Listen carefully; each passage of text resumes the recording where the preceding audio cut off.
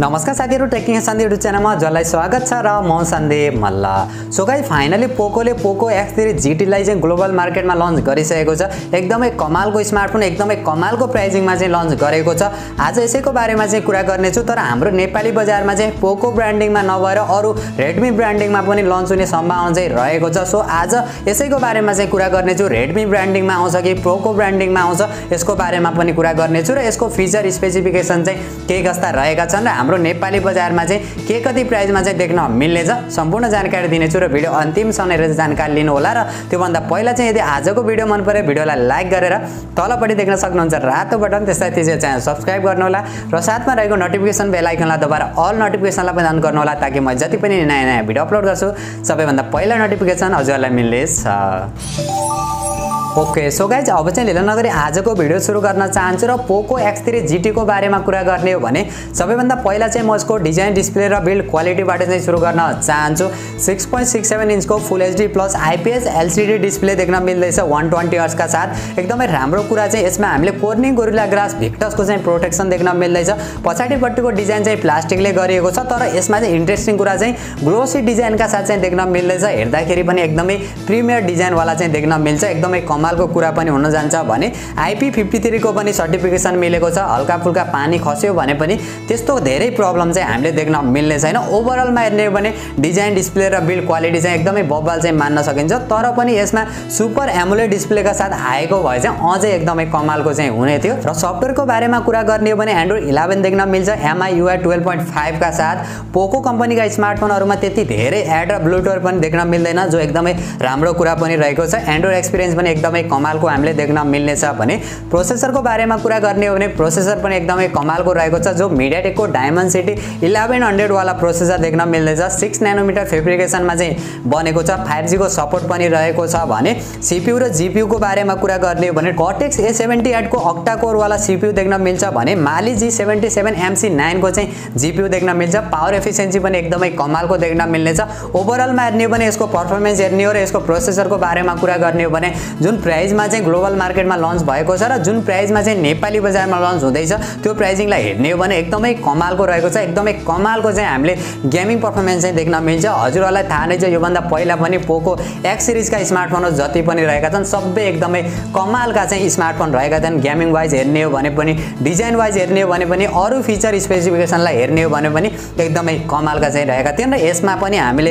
एकदमै कमालको चाहिँ gaming performance चाहिँ देख्न मिल्ने छ भने LPDDR4X RAM र UFS 3.1 को चाहिँ स्टोरेज देख्न मिल्ने छ। रिड एन्ड राइटको एक्सपिरियन्स पनि एकदमै दामी चाहिँ देख्न मिल्ने छ भने क्यामेराको बारेमा कुरा गर्ने हो भने चाहिँ हामीले पछाडिपट्टि तीनवटा क्यामेरा देख्न मिल्दैछ, जो मेन क्यामेरा चाहिँ 64 मेगापिक्सलको प्राइमेरी सेन्सर, सेकेन्ड क्यामेरा 8 मेगापिक्सलको अल्ट्रा वाइड सेन्सर र थर्ड क्यामेरा चाहिँ 2 मेगापिक्सलको माइक्रो सेन्सर देख्न मिल्दैछ भने अगाडिपट्टिको सेल्फी क्यामेरा चाहिँ 16 मेगापिक्सलको चाहिँ देख्न मिल्दैछ। यो चोटी भने यसको सेल्फी क्यामेरालाई चाहिँ अलिकति डाउनग्रेड चाहिँ गरेको छ। ओभरअलमा हेर्ने भने क्यामेरा फिचर र क्वालिटी चाहिँ डिसेन्ट खालको चाहिँ मान्न सकिन्छ। योभन्दा पहिला पोको X3 भयो, X3 प्रो भयो, तिनीहरूलाई हेर्ने हो भने चाहिँ यहाँनिर चाहिँ अलिकति डाउनग्रेड चाहिँ मान्न सकिन्छ। अरु फिचर र अरु सेन्सरहरुको बारेमा कुरा गर्ने हो भने यसमा साइड माउन्टेड फिंगरप्रिन्ट सेन्सर देख्न मिल्छ। 3.5 mm को हेडफोन ज्याक चाहिँ देख्न मिल्दैन, यो कुरा चाहिँ अलिकति मलाई नराम्रो लाग्यो। आयर ब्लास्टरको सपोर्ट देख्न मिल्छ। ड्युअल स्टेरियो स्पिकर पनि देख्न मिल्छ। सेन्सरहरुको बारेमा कुरा गर्ने हो भने प्रोक्सिमिटी भयो, गाइरोस्कोप भयो, अरु सानातिना सेन्सरहरु सबै हामीले यसमा देख्न मिल्छ भने ब्याट्रीको बारेमा कुरा गर्ने हो भने 5000 mAh को ब्याट्री देख्न मिल्दैछ। 67 वाट को fast charger USB type C port देख्न मिल्छ। ब्याट्री ब्याकअप पनि एकदमै कमालको हामीले देख्न मिल्दैछ, जसमा चाहिँ अझै प्लस पोइन्ट चाहिँ 67 वाट को फास्ट चार्जर देख्न मिल्दैछ। यो कुराले चाहिँ अझै एकदमै इन्ट्रेस्टिङ बनाइदिन्छ। र भेरिएन्टको बारेमा कुरा गर्ने हो भने चाहिँ ग्लोबल मार्केटमा दुईवटा भेरिएन्टमा चाहिँ लन्च भएको छ।